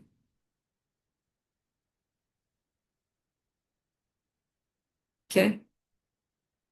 But this is a very advanced stage. So if we're not on this advanced stage, then we do need to use our discrimination, right? And protect ourselves. This is practically like Uttama Adhikari, right? This is the Uttama Adhikari. So if we're not on that stage, which probably most of us aren't, then we need to act more like the Madhyama Adhikari and use our discrimination, use our intelligence to understand, okay, who is a good person to be friend with? Okay, these people are devotees, I'll be friends with them. These people are envious and antagonistic, I'm going to keep a distance from them. Right? I'm not going to retaliate and be vengeful or something, but I'm just going to avoid them, keep a respectful distance from them to protect myself. Right? Like that. So, yeah, that's why it's confusing maybe, is because we're not on the level, when we're not on that level, it's hard to even understand what it could be like to be on that level, right? So we can see this and understand, okay, if I keep practicing devotional service, I'm going to come to this state. This is an advanced state, but I need to act on the level at which I am currently situated. And then we can make steady progress. Okay, so let's read now. Yeah, now Krishna is going to actually outline the Ashtanga Yoga process, the techniques. So let's read text 10 to 15. Barka. Hare Krishna. Text 10. A transcendentalist should always engage his body, mind, and self in relationship with the Supreme. He should live alone in a secluded place and should always carefully control his mind. He should be free from desires and feelings of possessiveness. Text 11 and 12. To practice yoga, one should go to a secluded place and should lay kusha grass on the ground and then cover it with a deer skin and a soft cloth. The seat should be neither too high nor too low and should be situated in a sacred place. The yogi should then sit on it very firmly and practice yoga to purify the heart by controlling his mind, senses, and activities, and fixing the mind on one point. Text 13 and 14. One should hold one's body, neck, and head erect in a straight line and stare steadily at the tip of the nose. Thus, with an unagitated, subdued mind devoid of fear, completely free from sex life, one should meditate upon me within the heart and make me the ultimate goal of life. Text 15. Thus, practicing constant control of the body, mind, and activities, the mystic transcendentalist, his mind regulated, attains to the kingdom of God or the abode of Krishna by cessation of material existence. Okay, thank you. So yeah, here Krishna is very clear about the object of meditation, right? He says, one should meditate upon me. One should meditate upon me within the heart and make me the ultimate goal of life. It reminds me of when it was the Prachetas were going to enter the water. They were going to go underwater and perform meditation for like 1,000 years, and so that they could get the potency to basically enter Grihastha ashram and not fall down and be able to control their senses and serve the Lord and raise Krishna conscious children. And that, so they understood that that was going to be challenging and they needed spiritual strength to do that. And so they were going to do this meditation to try to build up their spiritual strength, right, as brahmacharis. So on the way, they're just about to go into the water for their meditation, and then Lord Shiva comes along. So there's a whole chapter there. It's called The Song Sung by Lord Shiva, in which Lord Shiva is telling them, hey, you boys, you're going to do meditation. Who are you going to meditate on? They're like, oh, we're just going to control our minds and absorb ourselves within. And he's like, no, no, no, no, no. You're going to spend the next 1,000 years meditating. You need to know who to meditate on. And then he goes into this beautiful description of the Lord, you know, from head to toe, you know, the form of the Lord, the dress, the jewelry, the kastuba gem, the srivatsa, the eyes, the everything. Beautiful, beautiful form of the Lord, his qualities, his smile, his compassionate smile. And so then he says, okay, now you're ready for meditation. So that's what Krishna is saying, is that one should meditate upon me within the heart and make me the ultimate goal of life. Matpara. Matchito means putting the chit consciousness on me, and matparaha, making me the supreme goal. And yeah, so this is the Ashtanga yoga process of that first of all, you have to be alone in a secluded place. Ekaki means just alone by yourself. And Srila Prabhupada says that alone means without material association. So ekaki means that we don't associate with materialistic people or non-devotees. At least we don't associate intimately with them, right? It's not that you can't like sit on a bus because you're gonna sit next to a materialistic person, or you can't go to work because you know the person at the next desk is a materialistic person. But you don't share your heart, right? You do what you need to do for your work, you do your duties, you collaborate in the ways that you have to collaborate, but you don't open your heart and you know to their points of view, right? You don't listen to them submissively about their philosophy of life or something, and like that. So this is alone.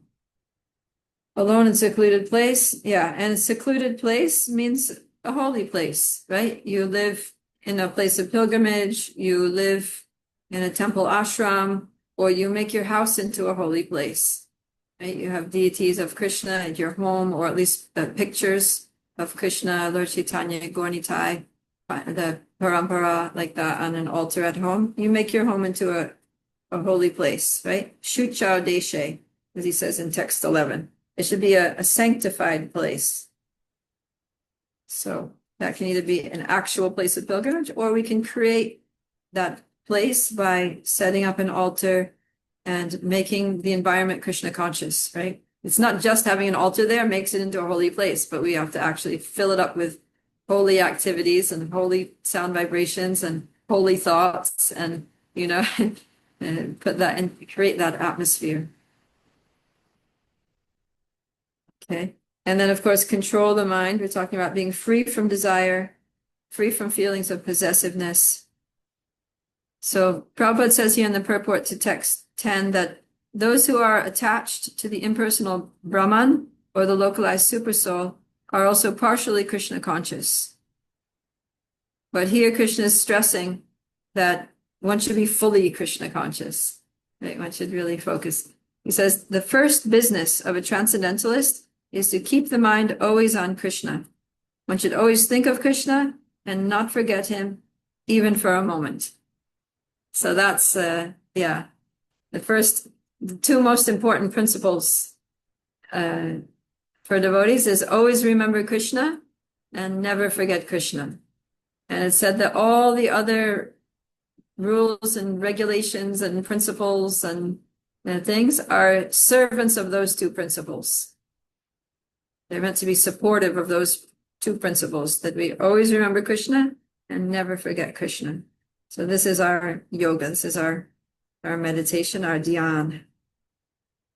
And Prabhupada says that all the perfections are perfectly executed by a Krishna conscious person.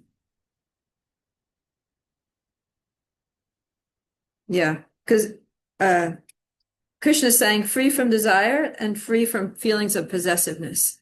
So Krishna consciousness, if we do everything as an offering to Krishna, that's what Krishna consciousness means, then everything is an offering of Krishna to Krishna. It means we're giving everything to Krishna.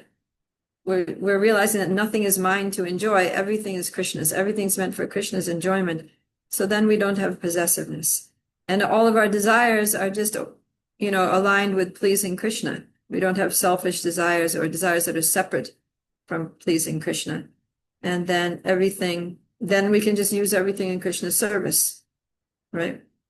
Anasaktasti vishayam yatarham upayunjataha nirbandha Krishna sambandhe yuktam vairagyam uchyate. That when we're not attached to anything, but we accept everything in Krishna's service, then that's the real renunciation.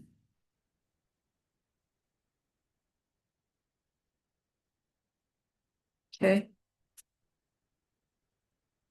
So, yeah, in the purport to 11 and 12, Prabhupada says that this so-called yoga societies in big cities may be successful in earning material benefit, but they are not at all suitable for the actual practice of yoga. One who is not self-controlled and whose mind is not undisturbed cannot practice meditation. So yeah, when we're looking at the Ashtanga yoga system, it starts with yama, niyama, like that. So if we're not following the basic principles, the foundational principles, the first stepping stones, two first rungs on the yoga ladder, how are we going to get to higher things? How are we going to meditate if, we're doing all kinds of things that are not supportive to our meditation? It's just going to be total distraction. So especially, like intoxication, illicit sex. Intoxication just makes the mind weak. So then we can't control the mind because intoxication directly prohibits or prevents or obstructs our ability to control our mind, right? When people get drunk, the mind just goes crazy. They do all kinds of things which they would never do when they're sober, because intoxication just like, yeah, it just destroys your ability to control your mind. And then, yeah, illicit sex is the worst, because, you know, people get involved in an illicit sexual relationship. It becomes like an obsession, right? It's constant distraction. The senses get completely out of control. You just absorbed in thinking about that person, thinking about, you know, all the things that you want to do with that person and how you think you're going to enjoy that person's association and this, that, and the other thing. And it's like impossible to meditate. So, yeah. So these people who are not following the basic principles, but going and trying to do yoga and meditation, it's just a joke. They're not actually practicing meditation. So, yeah. So Prabhupada says, in this age, you know, it's so difficult. Life is so difficult. The world is so passionate and full of distractions and anxieties and things, that the only thing that works is chanting the holy name of the Lord. So he quotes that, Hare Nama, Hare Nama, Hare Nama eva kevalam, kalo nastiva nastiva nastiva gatir anyata. There's no other way, no other way, no other way for deliverance in this age of Kali except chanting the holy name, chanting the holy name, chanting the holy name of Krishna, of Lord Hari. So that's our only hope.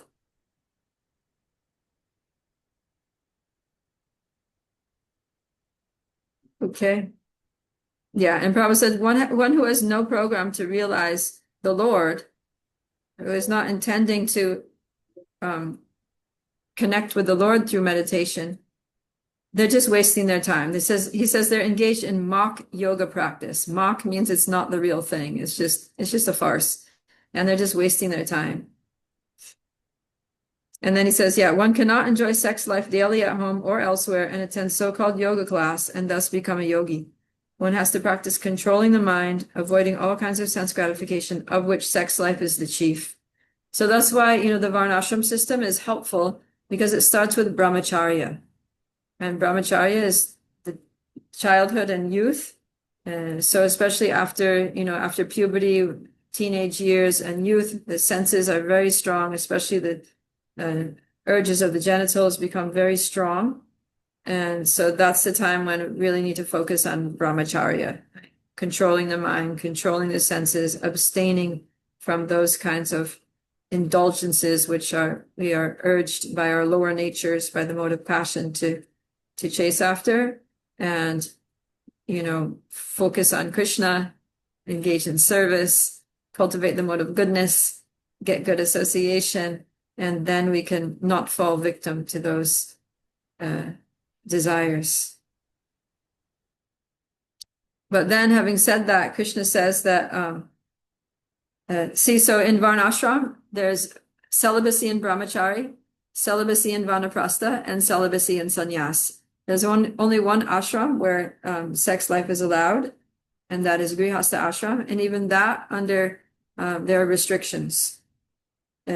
So Srila Prabhupada says that in other forms of yoga, one has to be completely celibate throughout one's life. There's no question of grihastha ashram, right? For Ashtanga yogis who are not devotees, when Krishna says ekaki, he means it. He means be alone. Because if you're with other people, you're going to just be thinking about, exploiting them for your sense gratification. But bhakti is so powerful that it gives us that spiritual vision that we can see others as spirit souls. And yeah, so Prabhupada says, without such practice, without the strict discipline of becoming a brahmachari, no one can make advancement in any other form of yoga, whether it be dhyan, gyan, or bhakti. One who, however, follows the rules and regulations of married life, having a sexual relationship only with his wife, and that also under regulation, which is for conceiving children, is also a brahmachari. Such a restrained householder brahmachari may be accepted in the bhakti school, but the gyan and dhyan schools do not even admit householder brahmacharis. So Yeah.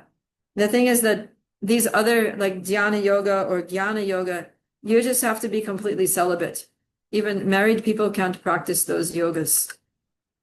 So, but bhakti is so powerful that you can be married, you can have children, you can live in your house with your family, and you can still be a great devotee and make spiritual advancement, and you can be a pure devotee, right? We have the good example of Bhaktivinoda Thakur, that he was a married person. He even had an outside job, and he had many children.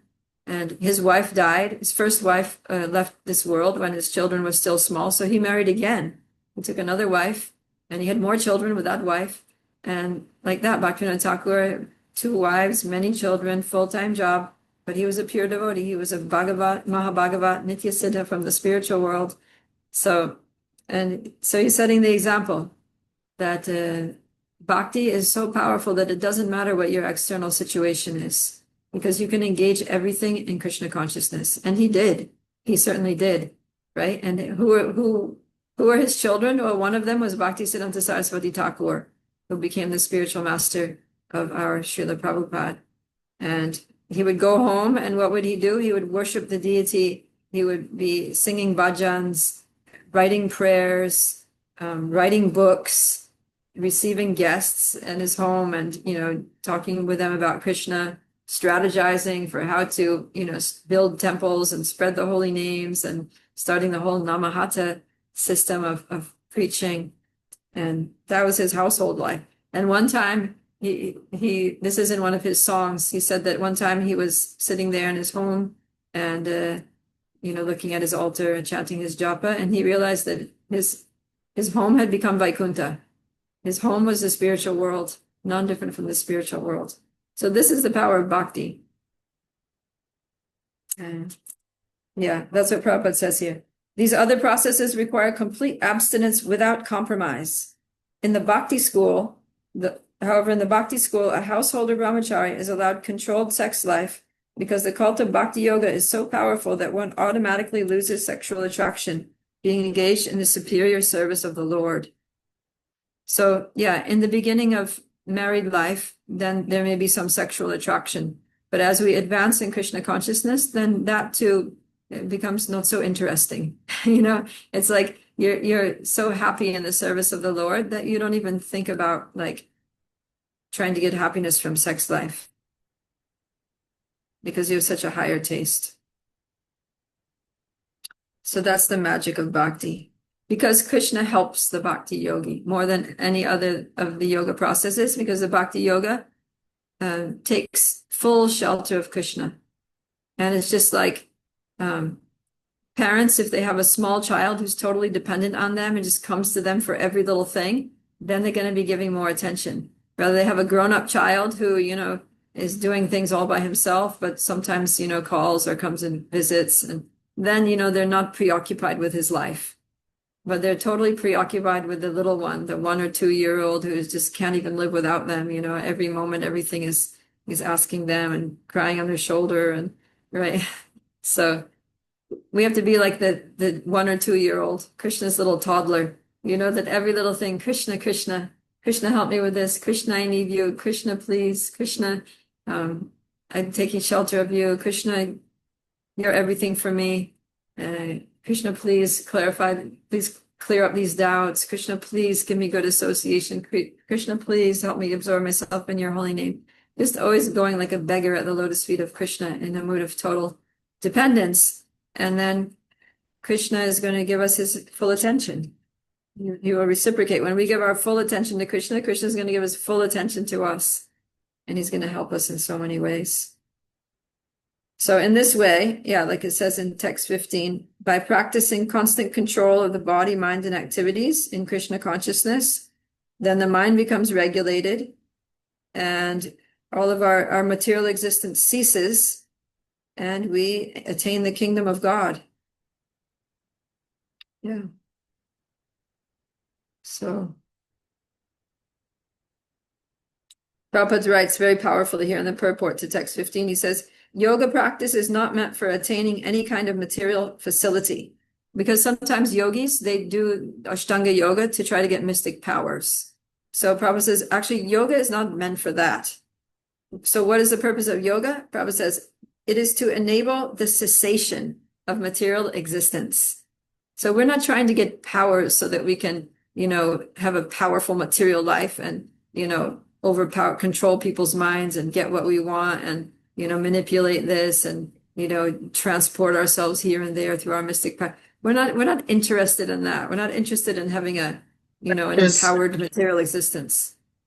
We're interested in ceasing material existence. We're interested in ending this material existence, right? Even when we go to do yoga, we're not interested in the health benefits of yoga, although it can be supportive of our service, but that's not the goal. The goal is to connect with Krishna and end this material existence and enter into the spiritual abode of the Lord, the kingdom of God. Okay. And then Prabhupada says, no one can reach the spiritual sky, Vaikuntha, or enter into the Lord's eternal abode, Goloka Vrindavan, without the proper understanding of Krishna and his plenary expansion, Vishnu. So we need to know Krishna. The more we meditate on Krishna, the more he's going to reveal himself. The more we serve him, chant his holy names, the more he's going to reveal himself. We come to know Krishna as he is, and then we can enter into the kingdom of God. Mat samstam adigachati. So he's saying, by mat chito, concentrating on me, and mat paraha, making me the supreme goal of life, then what happens? Mat samstam adigachati. You can attain my place, my mat samstam. You come to my samstam, my place where I am perfectly and completely eternally situated, which is Goloka Vrindavan. Okay, so we'll stop there. Finished at text 15. Any questions or comments?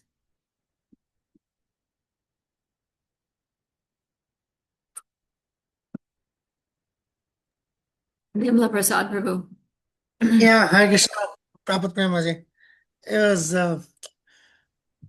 very insightful to say the least, actually.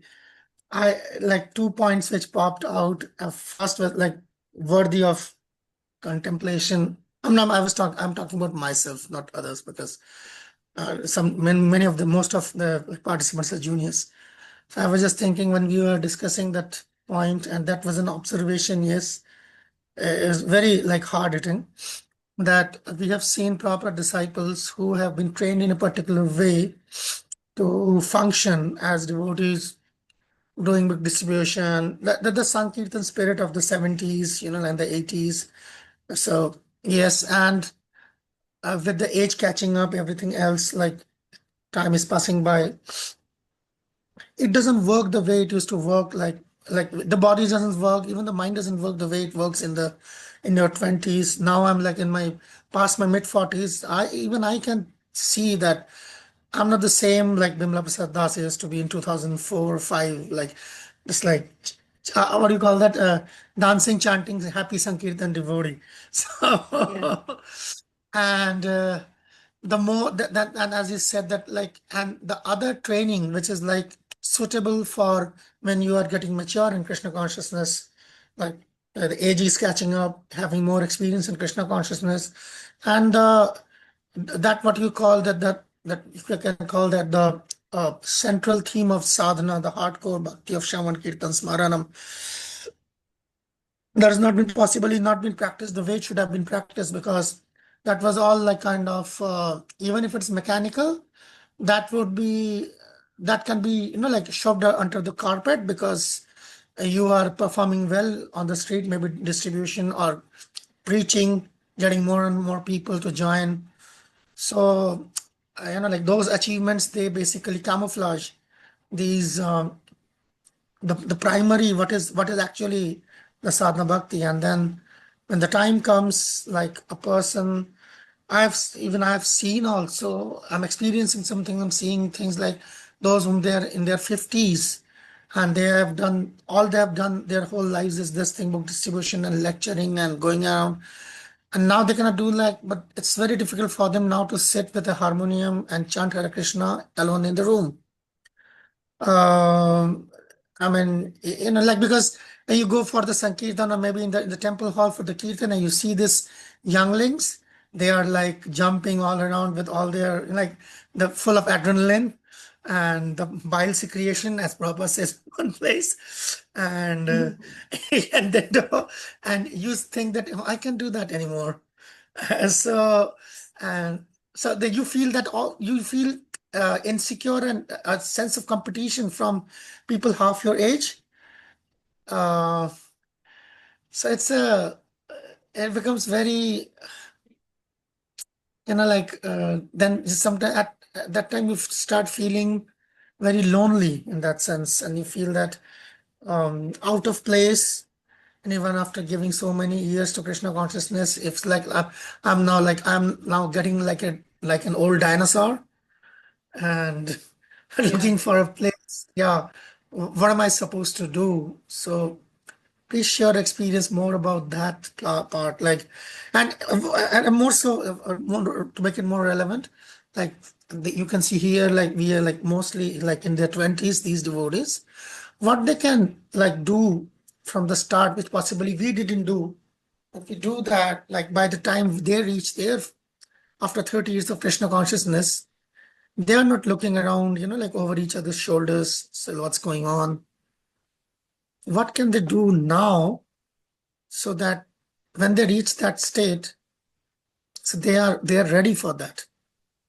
Because when we are in our 20s or 30s, we think life is gonna be like this ever forever.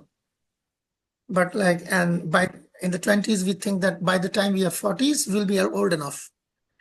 And reach our 40s and 50s, and we see, oh, I've got another 25 to 30 years to go. And what do I do now? So what can they start in the beginning to train up for that also? Yeah, good question. Very practical. Yeah. So I mean, what you all are doing now is a good start, right? Taking seriously, reading Srila Prabhupada's books, taking Bhakti Shastri, discussing these things. So just make this a part of your life, like don't stop studying. Just keep reading and continue studying it either alone or in groups or in courses or whatever you can do. Keep in touch with this philosophy, because the more you read it again and again reading, the more it starts to open up, and the more, like in Srimad Bhagavatam, Srila Prabhupada writes in one purport in the beginning that, if we approach these books, the scriptures, with a proper mood, right? Submissively, attentively, and then we can see Krishna in the pages of the Srimad Bhagavatam. So if we're not seeing Krishna in the Bhagavad Gita, if we're not seeing him in the pages of Srimad Bhagavatam, then we need to keep reading. We need to keep digging because there are many layers. The Shastras have many layers.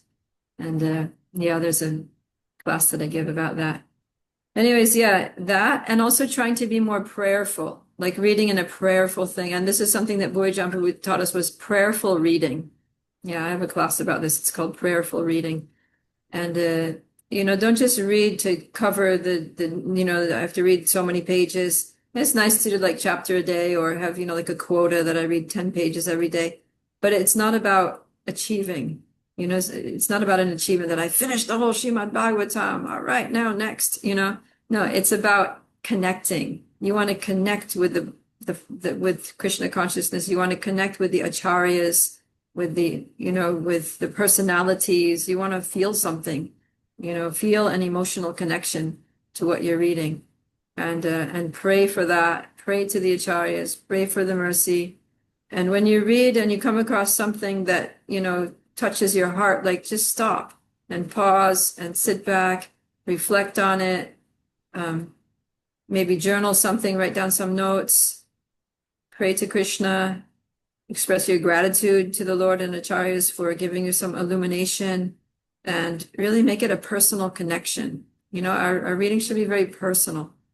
It should be like a journey to the innermost regions of our heart. And we're not doing the journey alone. We're going with Srila Prabhupada, with, all of our Gaudiya Vaishnava Sampradayas, with the Lord himself. And we should feel that connection, like they're holding our hands, as we're going into this, on this wonderful adventure into studying. And then, and then we get a taste, because that way we get a taste for it. We won't be falling asleep while we're reading, we'll be enlivened. And we'll have such a taste for Krishna and such a strong personal connection to our acharyas that then when we get into old age, it's like you have that. You can just read, you can read so many books. Now we have so many books. When you finish all Srila Prabhupada's books, there's a wealth of books, there's Brihat Bhagavatamrita, and there's, so many books that we can just keep nourishing ourselves. And if we do it in a way that we show Krishna that I really want to go deeply in this, I want this to not just be like an external, mechanical, another thing to tick on my to-do list of things to do today, but I want this to be like a deep personal connection with you and with something that's going to change my heart, purify my heart, and help me understand my relationship with you. And just go deep. Whatever we're doing, just try to go really deep. Yeah. And then later in life, we'll have the depth.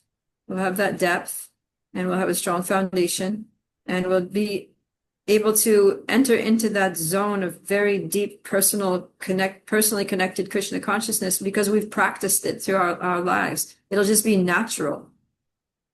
And then because we practiced it all throughout our lives, like after 40, 50 years, it'll be even deeper, because it's just like, when you drive, like a tractor's driving across a field, first time it just kind of like mows down the grass and the grass goes down and stuff. Next time you drive on the same path, it makes, the grass starts getting killed and it makes a dirt track. And then you keep driving. Soon it becomes like a deep rut. And now if you try to get out of the rut, you can't even get out because it's like the wheels are so deep in the rut that it's going to be like a big, huge bump to try to go onto the sideway. So like that, we gradually, we make this rut as we go deeper and deeper and deeper in our Krishna consciousness. And then once we get to a level of depth in our Krishna consciousness, we can't go shallow again. We're there. We're in deep Krishna consciousness, and that's to stay. And so by the time we get to the end of our life, we've entered into these like very deep contemplative states of meditation and Krishna Smaranam and connection with Srila Prabhupada and, other senior devotees, and that our lives are so rich. And we're actually grateful that now I have the time, I don't have to go on Sankirtan every day. I don't have to like go and, like cook for the devotees all day long.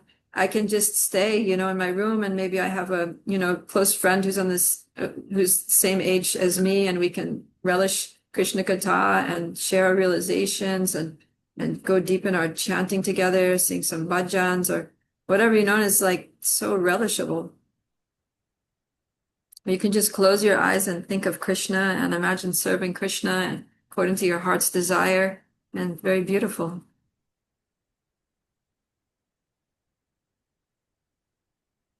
Right? Yeah, it's profound. It's profound actually. I was just even think I came to this thing and I was just even like maybe I was feeling insecure that as the I start aging more and more, maybe my faculties, including my eyes, they might not be in the position. It's like today I'm even if I like if I make that kind of determination, I can sit at one go for 12 hours and read Prabhupada's books. But what am I when I these things are there, but anyway, we have to face it. And as you said, that if it's a habit, it becomes much easier. There might be a time where we can't see, right? People go blind in old age. There may be a time when we can't hear. You don't know. So it has to be inside. It has to be like so deeply internalized that no matter what the situation of our external senses is, we can just be totally Krishna conscious. Thank you, Prabhupada. Thank you. We're over time, so anyone who has to leave, go ahead and leave and don't worry about it. Kishori has her hand up there for a while, so I don't want to neglect her. Mataji, I will Go ask ahead. tomorrow the question. You want to ask it tomorrow? Okay, let's do that then. All right, thank you very much. Bhagavad Gita. Ki Jai. Srila Prabhupada ki jai, Gaur So Premanandi, much, Hari Mataji. Hari. Hare Prabhupada Krishna, ji ki Mataji. jai ho. God Mata bless ji. you, Prabhupada. Hare Krishna. Hare Krishna. Hare Krishna.